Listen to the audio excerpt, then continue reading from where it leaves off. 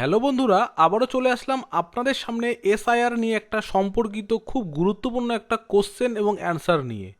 তো আপনি যদি আমার এই চ্যানেলে নতুন হয়ে থাকেন অবশ্যই চ্যানেলটা সাবস্ক্রাইব করবেন আর পাশে থাকা বেল আইকনে অবশ্যই ক্লিক করে দেবেন। আর ভিডিওটা ভালো লাগলে লাইক করবেন আর ভিডিওটা অনুরোধ করব আপনারা শেষ অবধি পুরোটা দেখবেন, তাহলে কিন্তু অনেক কিছু জানতে পারবেন। আপনাদের বাড়িতে এসআইআর ফর্ম কিন্তু অলরেডি বাড়িতে চলে এসছে।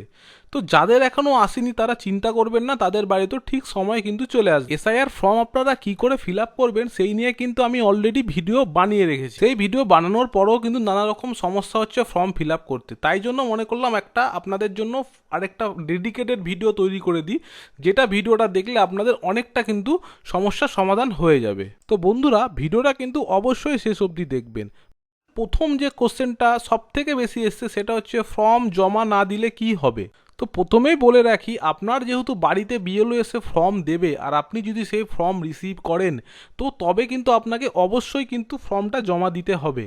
আর আপনি যদি জমাটা না দেন তাহলে যে সমস্যাটা হবে সেটা হচ্ছে আর কয়েকদিন পর যখন ড্রাফট রোল প্রকাশিত হবে তখন কিন্তু আপনার সেখানে নাম থাকবে না, আর নাম না থাকলে কিন্তু আপনার বাড়িতে নোটিশ আসতে পারে। তো আপনাকে কিন্তু অবশ্যই এসআইআর ফর্ম কিন্তু জমা দিতে হবে। আচ্ছা, এবার আসি আমরা সেকেন্ড কোশ্চেন।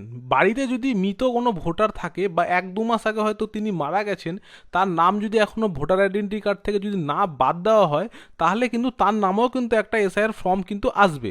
তো সেই ফর্মটা কিন্তু আপনারকে আর বিএলও দেবে না, সেটা কিন্তু সে তার নিজের কাছেই জমা রেখে নেবে। তো আপনি সেই ভোটারের কিন্তু ফর্মটি পাবেন না। আচ্ছা, এবার 3 নম্বর যে কোশ্চেনটা সেটা সব থেকে বেশি বার আমাকে করা হয়েছে, সেটা হচ্ছে দাদা ফর্ম কি ভাষায় লিখব। তো আপনাদেরকে আমি একটা কথা বলি, আপনাদের ফর্মটা যেহেতু বাংলায় আসবে আপনারা কিন্তু অবশ্যই বাংলাতেও ফর্মটা ফিল আপ করতে পারেন, কোনো অসুবিধা নেই। কিন্তু আপনি যদি ইংলিশে ফিল আপ করেন তাহলে একটু বেটার হয়। আর ইংলিশে যখন আপনি ফিল আপ করবেন অবশ্যই সমস্ত লেখাগুলো কিন্তু ক্যাপিটাল লেটারে লিখবেন। আর যদি আপনি বাংলায় ফিল আপ করেন তাহলে কিন্তু আপনি মনে রাখবেন যে আপনি ডিজিটগুলো, যেরকম আধার কার্ডের আপনার নাম্বার, তারপরে ফোন নাম্বার, তারপরে এপিক নম্বর, যে ডিজিটগুলো থাকবে সেগুলো কিন্তু আপনি অবশ্যই ইংলিশে লিখবেন, সেগুলো কিন্তু কোনো মতেই বাংলায় লিখবেন না। আচ্ছা, এবার আমাদের 4 নম্বর প্রশ্ন হচ্ছে কতদিন পর ফর্ম জমা দেব। বাড়িতে যখন বিএলও এসে ফর্মটা আপনাকে দিয়ে যাবে আপনি সঙ্গে সঙ্গে তার 3-4টে কপি জেরক্স করে নিয়ে আপনি নিজেই বাড়িতে ট্রাই করবেন। ট্রাই করার পর যখন আপনি দেখবেন যে আপনার সমস্ত কিছু ঠিকঠাক হয়ে গেছে তখন আপনি ফাইনাল ফর্মটা ফিল আপ করবেন।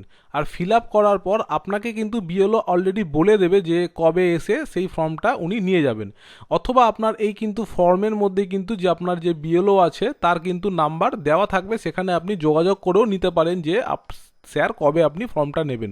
তো আপনি সেই সময় অনুযায়ী আপনি ফর্মটা তাকে জমা দিয়ে দেবেন। আচ্ছা, পরের কোশ্চেন হচ্ছে নতুন ভোটার কার্ড কি এখন হবে। হ্যাঁ বন্ধুরা, অবশ্যই নতুন ভোটার কার্ড হবে।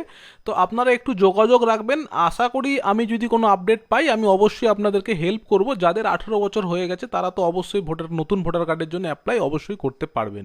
আচ্ছা, এর পরের কোশ্চেন হচ্ছে 2002 সালে যদি নাম না থাকে তাহলে কি করবেন। তো আপনাকে আমি বলে দিই, যদি আপনার বাবার নাম বা আপনার মার নাম বা আপনার দাদু অথবা ঠাকমা যদি কারোরই নাম যদি 2002 সালের লিস্টে না থাকে তাহলেও কিন্তু আপনাকে এসআইআর ফর্ম কিন্তু অবশ্যই পূরণ করতে হবে। তো আপনি যেহেতু আপনার নামে যদি ইস্যু হয়ে থাকে এসআইআর এর জন্য ফর্ম, তো আপনাকে কিন্তু অবশ্যই সেটা ফিল আপ করতে হবে এবং আপনি ফিল আপও করবেন। আপনি বিএলওর সাথে কথাও বলবেন এই নিয়ে। আপনার হয়তো ড্রাফট লিস্টে আপনার নামও উঠে যাবে। সেই লিস্টে ওঠার পর কিন্তু আপনাকে 11টা যে কাগজের কথা বলা হয়েছিল সেইগুলোর মধ্যে থেকে কিন্তু যে কোনো একটা আপনাকে অবশ্যই দেখাতে হবে।